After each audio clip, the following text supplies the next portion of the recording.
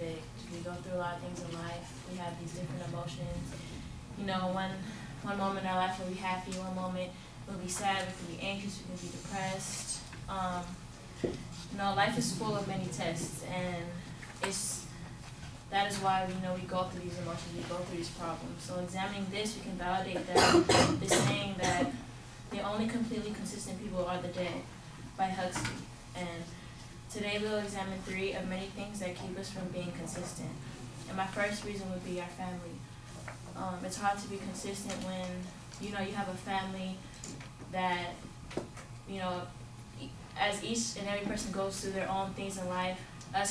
People coming as a family, deaths can happen, different problems can arise, fighting, arguing, breakups, marriage, so many things that could affect us in a way. And we go through the outside world and, no one else knows our problems, but it's only us that know it. And, the way we interact with other people, it can affect that. So one day somebody might see you, you'll be happy, and the next day they see you and you're like mad or angry, or you're just not trying to talk. So it's like sometimes people get the wrong vibes, but sometimes people understand that people have other things going on besides their school life.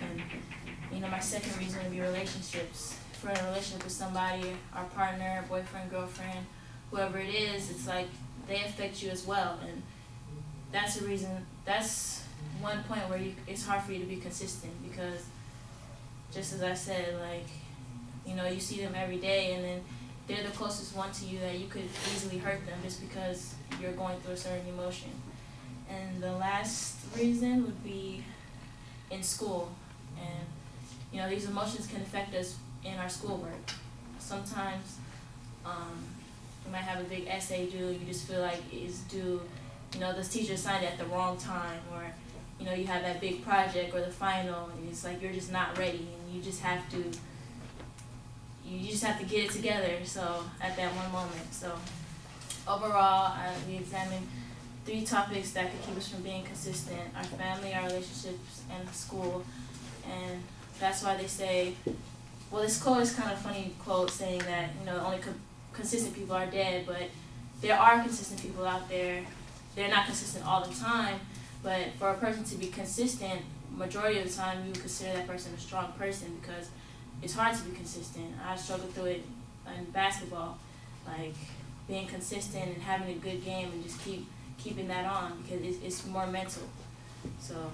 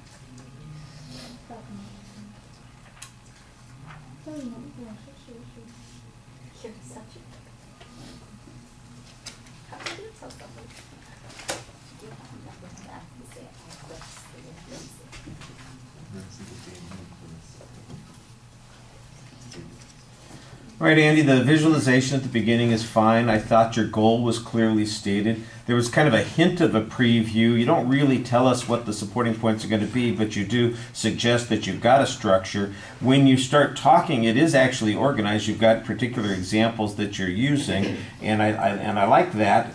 I do think, for instance, right at the end, you thought of another one that you could have added, but it was outside of the ones that you'd come up with, and so it felt a little bit awkward trying to stick it in. And it would have made more sense if for instance, you'd gotten rid of the boyfriend-girlfriend example and talked about consistency as a basketball player, as a team member, and I'll bet that you'd have been able to come up with much better examples. The first point I thought you had pretty well developed. The second 2 points, mostly you just said the idea and you had a little bit to say on each of them, but it didn't really develop much and you didn't have any good examples. That's why I think the one that you came up with sort of after you finished the body of the speech might have fit better inside of the speech. So organizationally it was good. Development could have been a little bit stronger. Presentations, you start off a little too quiet. Now, I did think that you got better as you went up and were more confident as you were speaking, and that's fine, but your energy level is mostly coming out in the visual elements, not in your voice. Everything flows pretty smoothly. I saw some good indicators while you were speaking. Your facial expressions, there are a couple of times when I thought you did really seem engaged. I mean, you're squinting at one point and you're kind of smiling and then frowning to make a particular point. You need to be a little bit more animated like that a little more often. I like it when people seem like they are really communicating something with their eyes and their face. I think that pulls us into the speech a lot more. Your eye contact was generally solid. I thought your body movement was very confident. You stood there pretty sure of what you were saying, and I thought that you came across effectively there. I didn't see any obvious anxiety issues. I did feel a little bit, like I said, that the last thing that you talked about fell sort of outside of the structure that you had planned, and it would have fit better earlier. And it just seems like when you get to the conclusion that you finish, you didn't really have a graceful exit. It was just like you ran out of steam and quit on the speech. And I think if you gave it another shot, you'd have found a better way to get out of it. All right, thank you.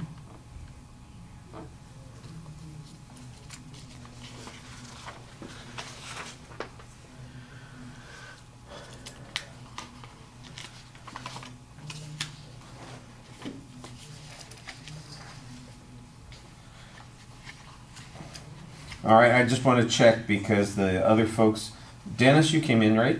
Yes. And you're doing an impromptu, right? Yes. Okay, so you're next. Come get a topic and send Marissa in. The best one? It's that one. No, it's okay.